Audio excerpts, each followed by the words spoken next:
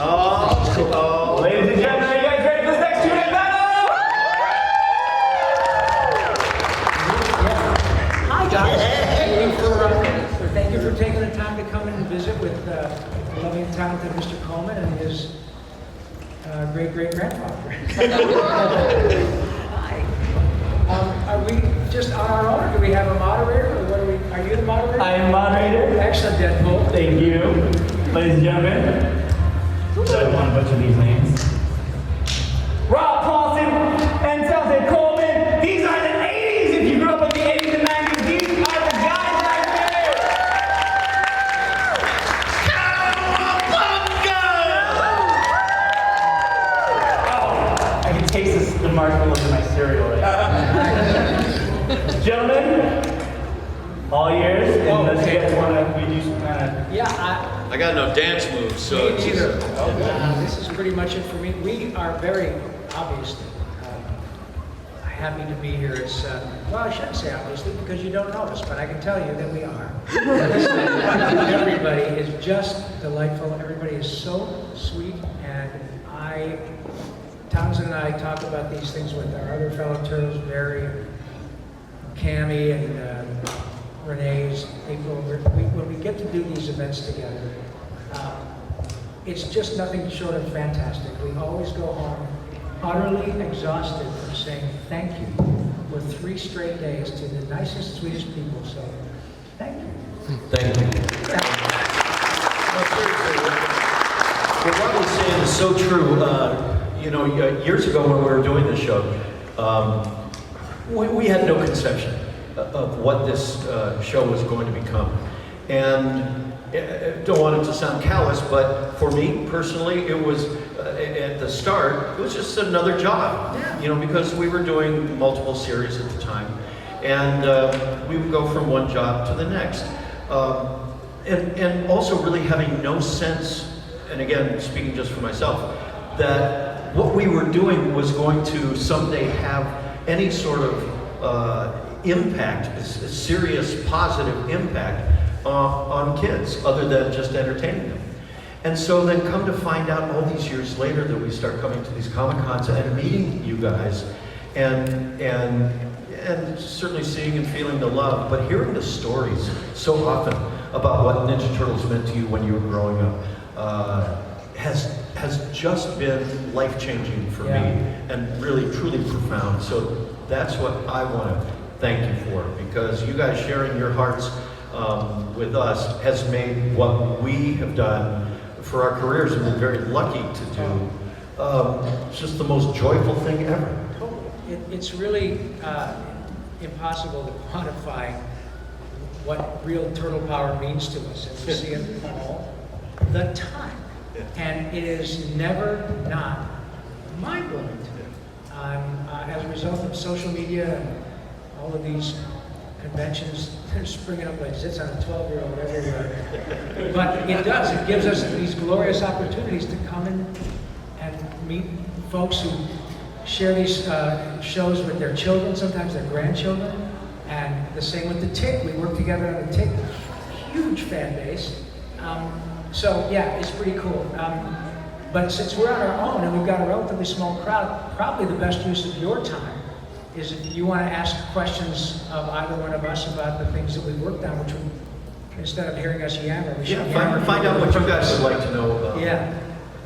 All right, well, we'll start with this show, yeah. Okay, first of all, good afternoon. Thank you. We come from Mexico, so my question is, have you guys ever had a chance to listen to your work dubbed in other languages?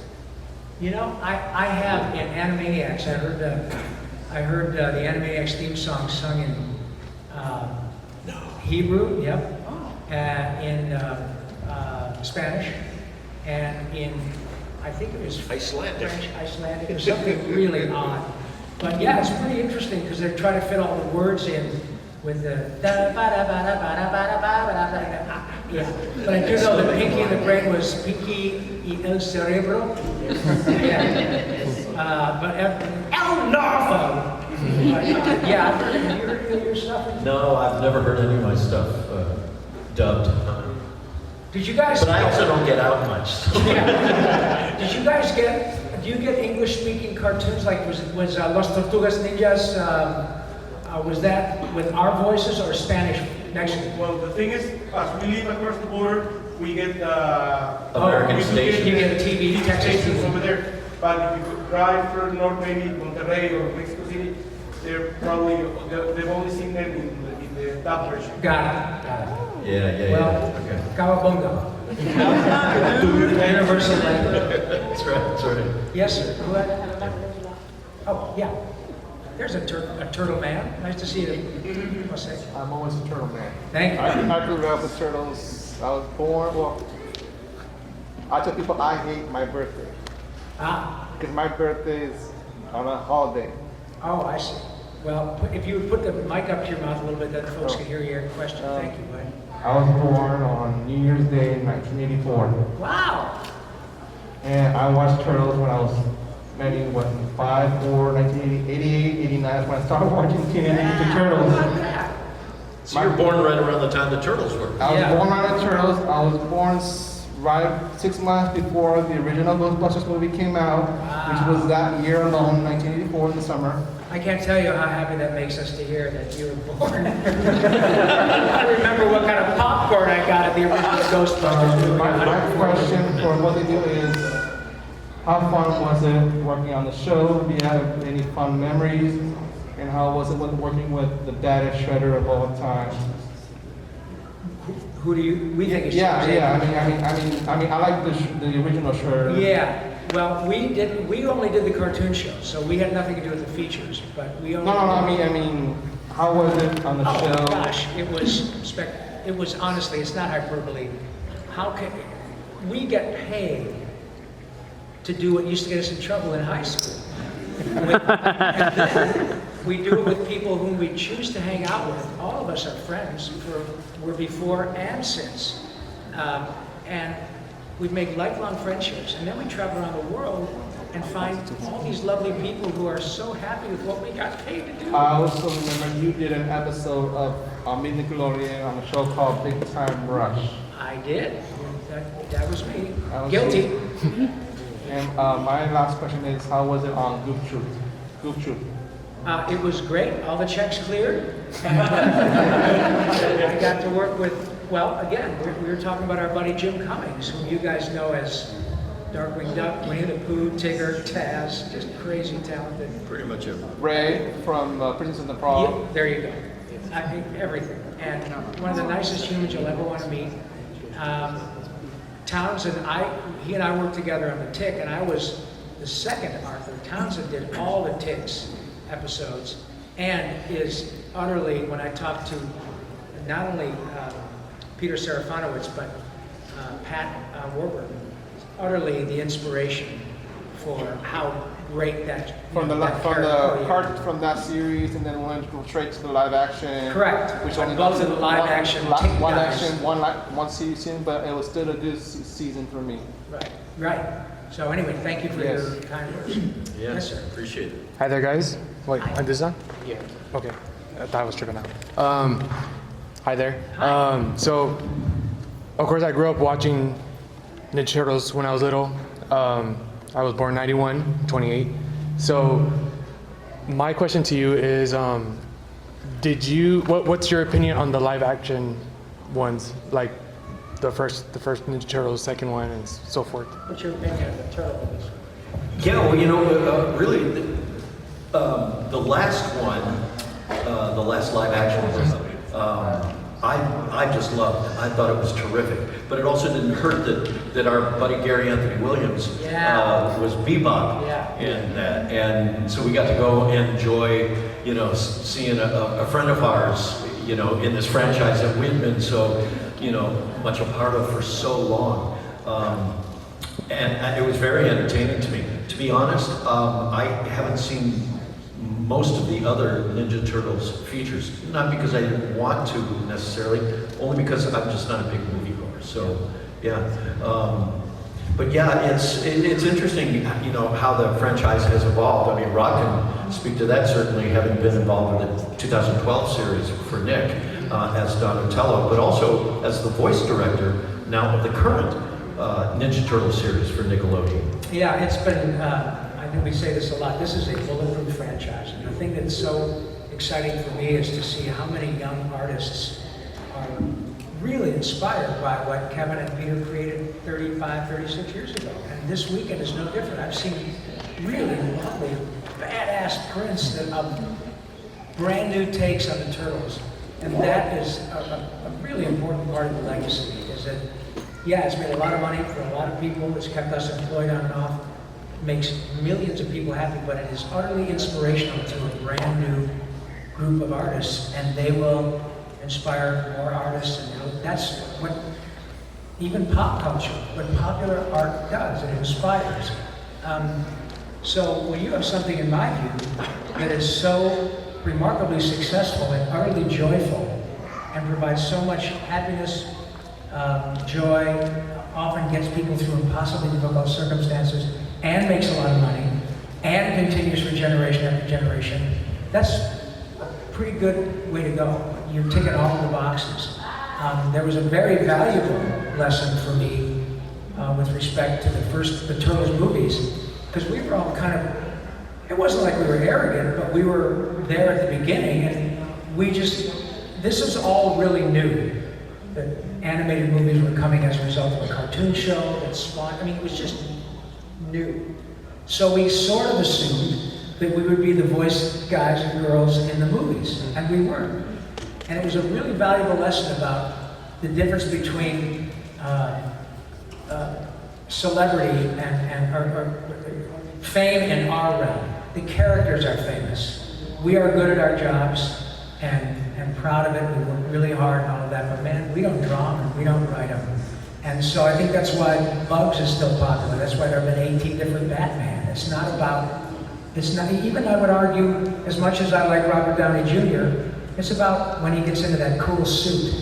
So when he decides he's done doing Iron Man, no big deal, they'll get somebody else. And that's an important difference for me to know that it really does put us in a place where we are privileged to be part of this, because it's a tangential thing, but a very proud thing nonetheless. This is a big deal. Yeah, and we, like Robbie was saying, we learned early on that we were replaceable. Yeah. You know, and I remember when the toys started coming out, they were doing commercials for the toys. Well, many times they wouldn't use us to do our own voices, you know, for the toy commercials. And it was disappointing, but you realize that's just the breaks. That's sometimes the way it works. Yeah, and it is important. I think I have to tell you, and I think Townsend would agree. I would have to think really hard to find a successful voice talent in LA who's arrogant and who's self-centered. Because they know it's not about how big your boobs are, how big your muscles are, how tall you are, how thin you are. It's about the character. It's about this wonderful amalgamation of all of this art and writing. You got nothing without a script. And terrific, and when it works, it is utterly magical. And we know that it lasts, because Jimmy is not the first Winnie the Pooh, he won't probably be the last. He's the best as far as I'm concerned. But there have been a bunch of different Mickeys, and I'm just proud to be part of it. Right. But I think that also is what I love about people who do what we do, is that it's not about arrogance. It's about sharing this really joyful experience. The actors are all really decent people. Except for me, I'm kind of an asshole. Well, but we put up with it. Yeah, because we have to. Yeah, because you got to. Who's got another question? Yes, sir. My one question is, how did y'all get started in voice acting? Because I'm pretty sure y'all just walk into, hi, I'm going to be the voice for That's what Townsend did. That's what I did. I just showed up in Hollywood. I'm here. Who wants Actually, yeah. I learned, I've known this man for a long time, and I've learned the minute, you don't have to tell the whole story, but he got a gig. He was a successful DJ in Cleveland, and then got a gig to come out to LA. So tell him that. Yeah, well, so yes, I met a gentleman who was a promoter, came by the radio station at one point. This was back in the mid-'80s, and or the early '80s rather. And they had a TV show, a dance show, that he thought I might be a good host for. So he flew me out to California. I auditioned for this thing, ended up getting this part. And that was the first time I had ever set foot in California. How about that? Yeah, so I got really lucky doing that. But it was really when I quit my radio career, which is how I got started in voiceover. Because I discovered that even though I was a production director at many of the stations I worked at and had to voice the commercials for the radio station and get paid no money, no extra money for it, that there were ad agencies in Cleveland who would pay me extra money to voice their commercials. And so I started doing more of that, and I got to the point where I was making more money a year doing my freelance voiceover work than I was working 6 days a week at the radio station. Well, you know, that didn't make sense to me, so I quit radio after 10 years. Then moved out to California that year, this was 1984. And you know what, I just got really lucky. You gotta have an agent to get you in front of the people who can hire you. And I was lucky, I got a really good agent 2 weeks after I moved there. And then they sent me on an audition for a cartoon series called Inspector Gadget. And I was familiar with the series because my kids watched it at the time. I'd only been in LA 6 months. And I ended up getting this little part on this show, and I had never given any thought to doing cartoons. I moved out there to be an on-camera actor. But I had so much fun doing it, I said to my agents, please send me out on more of this kind of stuff, because this is a blast. I mean, I found myself in that very first session sitting with Maurice LaMarche, Frank Welker, me, and Don Adams. And I was like, 6 months after I moved to LA, I'm like, how in the world did this happen? This is crazy. So, you know, and so then I started auditioning more and booking series and realized that, wow, this really is where my heart is doing this voiceover stuff. And then I just quit pursuing the whole on-camera stuff. Now, Robbie's done a bunch of on-camera. But yeah, voiceover has pretty much been all I've ever done since I've been. Yeah, Townsend said something that I can only take issue with a little bit. He said, I got out here and got really lucky, and we got down and I got lucky. But what he did is he put himself in a position to be lucky. Is that he had been 10 years on the radio in Cleveland, did really well. So by the time he was ready to move, he put himself in a position where somebody could see him do that. He can have all that talent and still be in Ohio. Right. And so Townsend's a great example. I think a lot of us are of that axiom that luck is when opportunity meets preparation. You know, you put in your 10,000 hours and you put yourself in a position to get lucky. Sometimes it takes a while.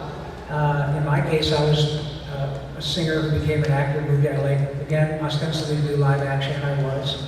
And I got an opportunity to audition for cartoons. Same thing. Are you kidding me? This is the gig, man. Nobody cares what I look like. They don't care that I'm, you know, an average-looking kid from Michigan.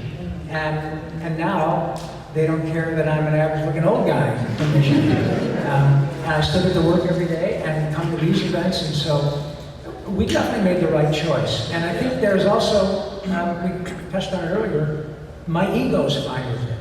I would be lying if I said I don't like it when people make a fuss over me. It's incredibly humbling, and in our instance, it's only about joy. It just makes people happy, mostly us.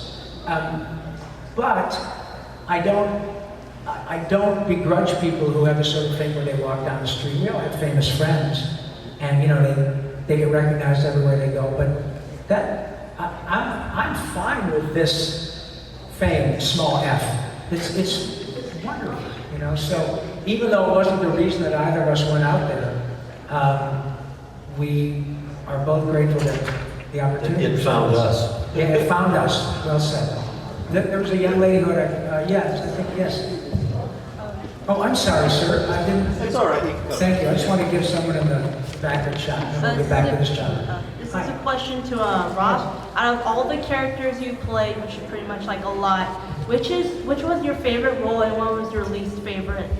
Well, my favorite role is the next one because it means I'm working. It never stops, folks. We all like times you busy. Oh my God. Did you audition? Yeah. Did you get it? No. Who got it? Oh, I hate that guy. He got it. Honestly, it would be I have enjoyed an embarrassment of riches in my career. It would be difficult to pick one. I I mean, Ninja Turtles, we can make the argument that there are places on the planet who may not know Brad Pitt, but they would know Michelangelo and Raphael. So it'd be pretty difficult to not go with the original Ninja Turtles. However, the fact that I was a singer before anything, I love Animaniacs, so I got to sing all the time.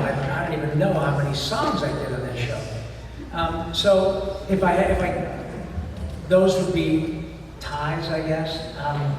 Least favorite, I don't really have a least favorite because it's never been a miserable experience. Right. It's funny because people will come up and they'll say, oh, I heard that you really hated this character, or you made a joke about, oh, I did that, but boy, that was a mistake. And trust me, it's all in jest. I've been paid for every show I've ever worked on, even the crappy ones. And nobody starts out to make a piece of junk with someone else's money. I'm profoundly grateful. And if I'm taking the money from someone who's decided that I'm going to be the talking chicken or whatever, then if the show doesn't go, I still took their money. So I don't really have a least favorite one. There are shows I thought would be really successful that weren't, but it's a total luck of the draw in a lot of ways. Thank you for paying the ones that Wait, you I like. have one more thing.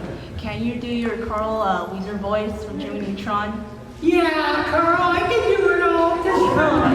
But I know what you want to hear. You want to hear, are you going to finish that croissant?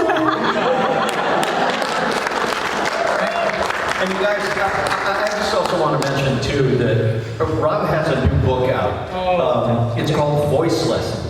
And it really is a terrific book. I'm halfway through it, buddy. No, seriously, it's a terrific book. So, check Amazon or your Barnes and Noble. Well, by the way, if any of you happen to live in the McAllen area, I'm going to be signing books tonight at the Barnes and Noble in McAllen. Oh, that's awesome. Yeah, I'm going to be there tonight at 7:30. Thank you for bringing that up. Yeah, of course. But it really is. It's a fantastic book, and not only because he really chronicles his career, but there it is. Thanks, Bud. Chronicles his career, but also, as I'm sure many of you know, that Rob, had a real bout with throat cancer and a scare a couple of years ago. That we all sort of went through with him. Yeah, these guys really talks about how he navigated those waters. Well, thanks, and Tom. he continues to. So. Thank you for bringing up the book. It's a big deal for me.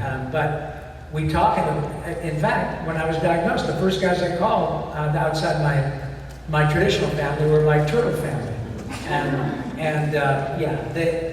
All these, Townsend, Cam, Barry, Renee, everybody. They're just lovely people. But the book,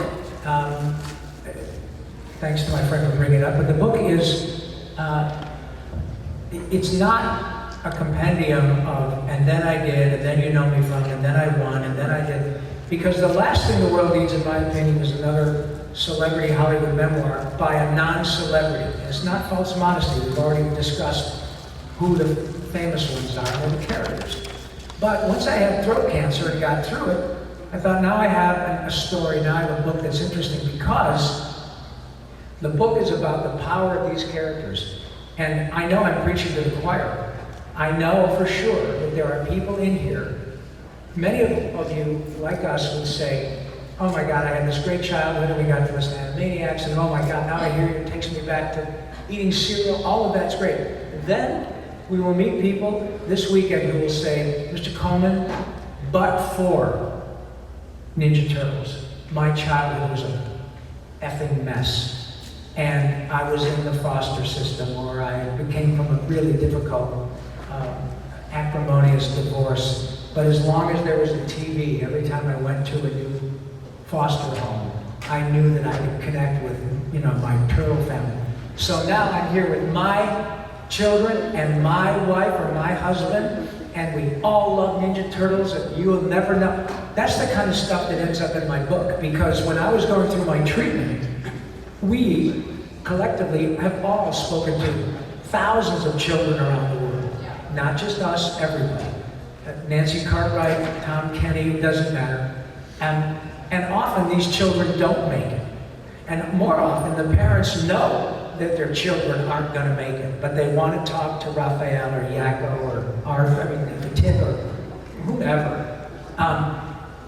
And it turns out that those children and their parents really set me up to take my own punches and to understand that the power of joy and healing power of laughter was right here because of all these characters that have done the same thing for all these other people. And again, I want to make it clear, it's not me, it's the characters. But they brought immeasurable joy, and these parents tell us, well, this is a photo of you and Jordy. He's been gone for 15 years now, but you'll never know what it meant to him that Yakko. Are you kidding me? And so that's what the book is about, and I'm really proud of it because I think it will help. I think it's another opportunity to be in a position to, do what we're all here to do, which is, I believe, help each other. So anyway, thank you for bringing up the book. Now.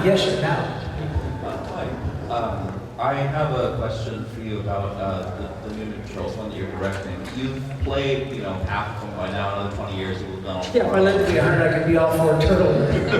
Only after Mr. Coleman has gone to that giant sewer in the sky. Has playing with characters influenced the way that you direct the new people who are doing it at all? Great question. If it has, what's it done? Well, certainly doing what Townie and I have done for 25 or 30 years has informed the way I direct. But direct in my case is with a small d. I am good at my job, but I was given this really wonderful opportunity by Nickelodeon. They did their homework by making the casting choices. Also, Townie and I had the great good fortune to learn at the feet of the masters. We both worked on Ray Romano dozens of times, Gordon Hunt, Sue Blue, and all these wonderful people who really were and are directors in the most authentic sense. So I had great examples, but also they just did great casting. So my job was more about a little faster, a little slower. But what was really great is that when people like us and our age had a legacy of good shows, what was really sweet was the first day that we recorded the first episode of Rise with TMNT. Leonardo is Ben Schwartz. Donatello is, from Silicon Valley. I will figure it out. From Ballers is Omar Benson Miller, who plays Raphael, and Michael Smith, who is now on Netflix in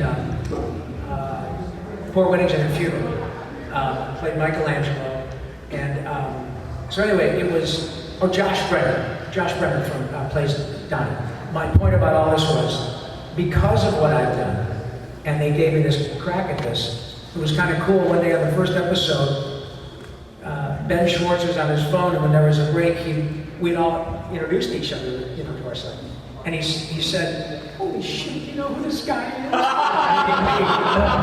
And they said, "No, this is Raphael, this is Pinky, this is Yakko, this is Carl, this is Arthur." And it was great because every one of those actors was like, because of the characters. So then, anything I told them, oh, sure. Can I do it different? Whatever you say, Mr. Paulsen. So it is really a wonderful experience. Thanks for asking. Yeah. All right, ladies and gentlemen, once again, your 80s and 90s Townsend.